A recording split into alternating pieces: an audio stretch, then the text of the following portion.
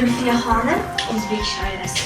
Taniqli o'zbek shoirasi Zulfiya xonim 1915-yilning 1-martida Toshkent shahrida Isroil Temirchi oilasida tug'ildi. 1922-yildan 1931-yilgacha maktabda, so'ng 1931-yildan 1934-yillar orasida qizlar bilim yurtida tahsil oladi.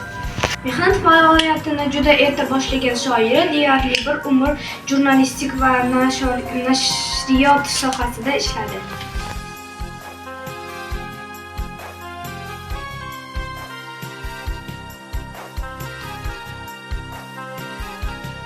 Mana bu javonimizdagi she'riyat kitoblari bor. Bunda Zulfiya bilan Hamid Olimjonning kitoblari juda ko'p.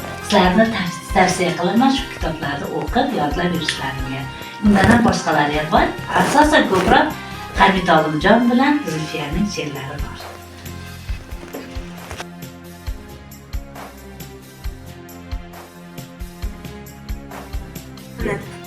Shu kunlarda bahorga zorman, navjuvonlik o'ti tanda yo'q, kuz singari zafar rusxorman, mevalar ham shoxlardan uzoq. Bahor keldi seni so'rabman. Salqin saharlarda bodom gulida, binafsha labida yerlarda bahor, qushlarning parvozi, yellarning nozi, baxmal vodiylarda, qirlarda bahor, qancha sevar eding bag'rim bahorni.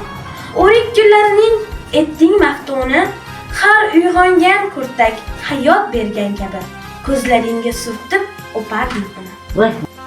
Nega sevmay erkalab o'pmay, nechun demay uni hayotim, nega demay ko'zimning nuri, so'zlaganda qandim navodim. Shirin ekan farzand u bilan, oilaga kirar ekan jon, ko'zi ko'zga tushishi bilan, mehri balqir ekan bepayon. Juda yaxshi.